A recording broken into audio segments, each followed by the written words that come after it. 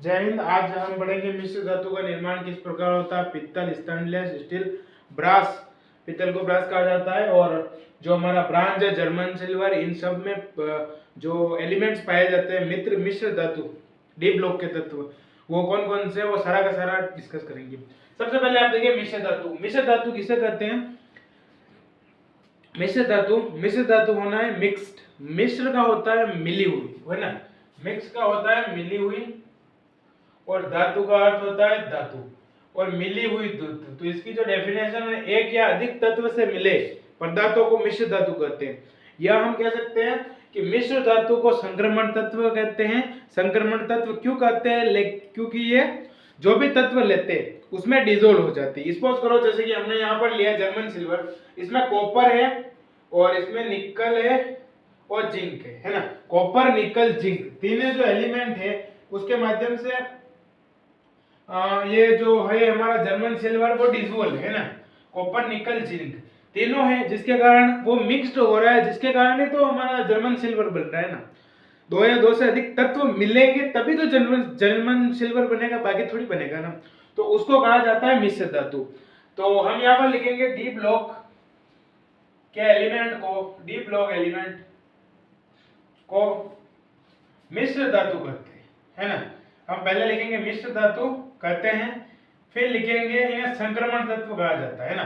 एक इन्हें कहा जाता है संक्रमण तत्व।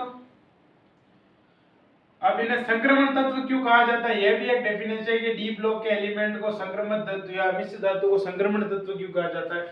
संक्रमण तत्व हो गए। एक आता है इनका आकार लगभग लगभग समान होता है।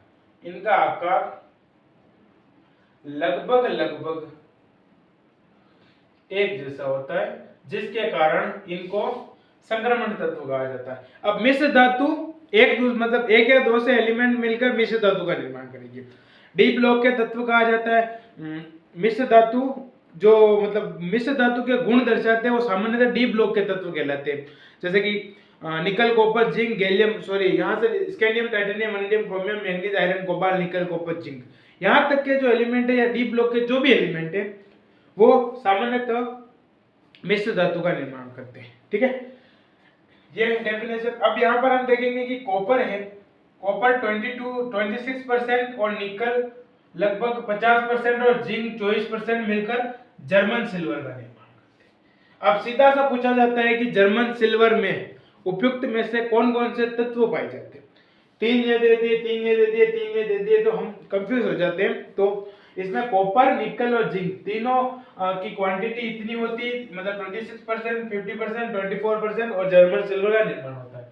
नेक्स्ट जो आता है हमारा गन मेटल। अब मेटल क्या होता है? Gun metal. इसमें कॉपर 88% होता है, टाइटेनियम 10% होता है, जिंक 2% होता है, जिससे गन मेटल का निर्माण होता है।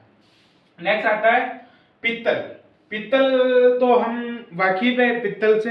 तो पित्तल में जो होता है वो कॉपर 60% होता है और जिंक 40% होता है, जिसके कारण पित्तल या ब्रास का निर्माण होता है। ब्रास माने पित्तल होता है। इन दोनों तत्वों के कारण पित्तल का निर्माण होता है। एक आता है लोहा आ गया, क्रोमियम आ गया और निकल मिलकर स्टेनलेस स्टील का निर्माण करेंगे। कॉपर, एसएन मिलकर और इससे कंसा या ब्रांज बनेंगे। कुल मिलाकर मिश्र धातु संक्रमण तत्व कहा जाता है। मिश्र धातु को डी ब्लॉक के एलिमेंट सामान्यतः मिश्र धातु के गुण दर्शाते हैं। और ये मिक्स्ड क्यों, ये आपस में मिक्स्ड क्यों हो जाते हैं? तो प्रेजेंस ऑफ अयुग्मित इलेक्ट्रॉन, अयुग्मित इलेक्ट्रॉन के कारण ये आपस में घुल मिल जाते हैं और नई धातु का निर्माण करते हैं। अब ये होते क्या है, तो यहाँ पर मिश्र धातु दो या दो से अधिक तत्वों से मिली हुई है ना। मिली प्लस धातु, दो या दो से अधिक तत्व मिलेंगे तो मिश्र धातु का निर्माण करेंगे।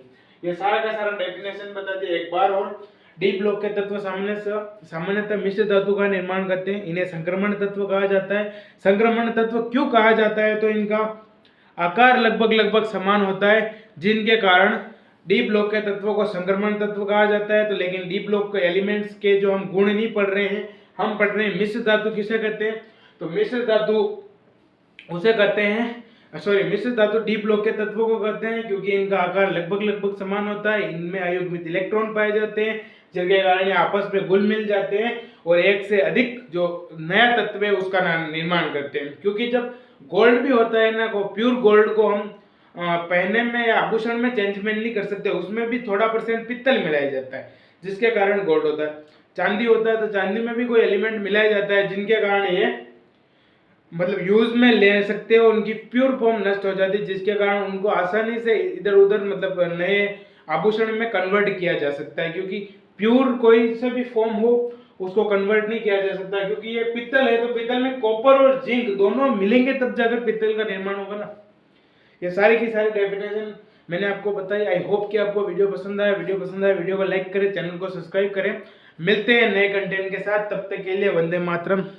जय हिंद, जय भारत।